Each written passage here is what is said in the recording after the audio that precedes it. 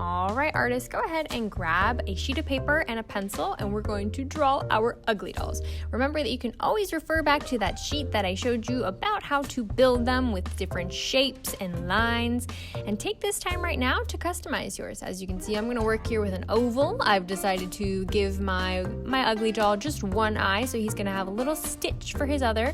He's going to have one tooth and maybe some wings and then some feet, as well as I did give him some horns up the top.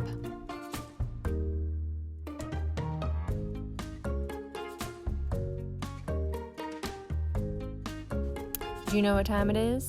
It's time to cut out your ugly doll. So here's what you're gonna do. Grab your scissors, and I'm gonna start off first by actually cutting out just a big shape of my ugly doll from my bigger piece of paper.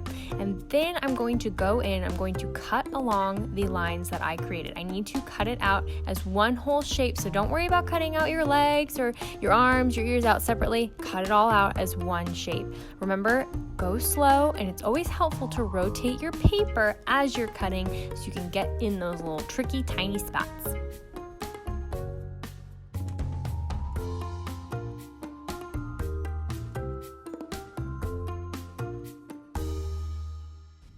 Once your ugly doll is cut out, it's time to go ahead and grab some colored felt. This is going to be the color that you want to use for your body. So I'm going to go ahead, I'm going to show you pink here, and I'm going to actually start to trace my ugly doll onto my felt. So I'm going to want to trace it twice because we're going to have a front and a back, and we're going to sew them together with some stuffing inside. So go ahead, trace your stencil of your ugly doll twice onto whatever color you choose.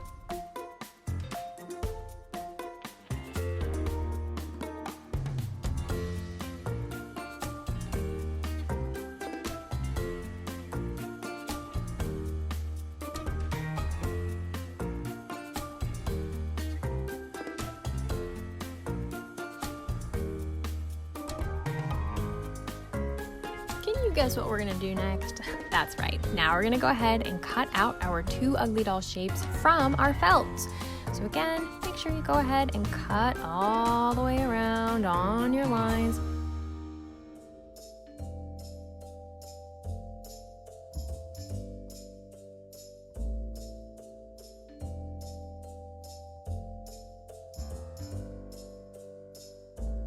I'm gonna go ahead and speed this part up and magic.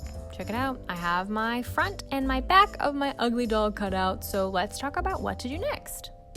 Look at our ugly doll and decide, are there any areas where we would like to cut out some extra felt to add on? So for instance, I could look here and see, I think a circle for my eye would look fantastic. So I'm gonna go ahead, grab another sheet of felt and cut out a circle that I'm going to sew on. I could also see, are there any other spots? For instance, maybe you have two very big teeth and you'd like to do 2 pieces of felt for those teeth. Remember that any spots you're not adding with extra felt, you can use your embroidery floss to actually sew in. We'll get to that part in a minute. Aside from my felt and my embroidery floss, I might also want to add a button for my eye. I'll show you how you can add that on too. Now I'm going to go ahead and grab my embroidery needle and my embroidery floss. That's also what we call thread. It's a little bit thicker than your regular thread. And we're gonna go ahead and so have a knot at the bottom of it so that when we go ahead and we bring it through as we are stitching, it'll stay in place. Now grab your embroidery floss and your embroidery needle and go ahead and put your floss through the eyelet, okay, the little opening in your needle, okay? So we're gonna go through there and it might take a few tries. Have patience, sewing takes patience. Once you do have it through your needle, I want you to go ahead, you're gonna start from the back, okay? And you're gonna push your needle up so that it goes through your body felt as well as the extra felt you're adding. So we're gonna go from back to front. Then we're going to work with a running stitch, which means as soon as we go back to front, we're gonna go front to back. Then we're gonna come back up and go back to front and then front to back. It's going to look like a dashed line. So we call this a running stitch. So we wanna do a running stitch all the way around our shape. Now again, I'm working with a circle here for my eye. You might be working with a different shape like a rectangle or a square. Go ahead, all around the edge of your shape, you're doing a running stitch. So if you're going back to front, then go front to back.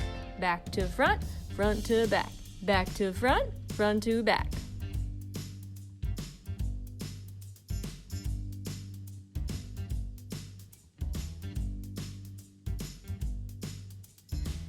Did you finish going all the way around your shape with your running stitch? Okay, now make sure that your needle and your thread have gone to the back, all right, of your ugly doll, and we're gonna go ahead and tie a knot. You're gonna tie a knot so that then you can cut over the excess of your embroidery floss left, and we can go ahead and move on to our next part. So maybe somewhere on your ugly doll you want to also add a button like I'm going to do. Go ahead and get your embroidery floss through your embroidery needle once again. We are going to, again, start from the back, push through one of the holes of the button. Okay, we're going to come out through the front, and then again, push from the front to the back on the next hole of that button. I'm going to go ahead and do it twice, so then that way my button is extra secure. And then once you are on the back again, tie it off with a knot like we just did.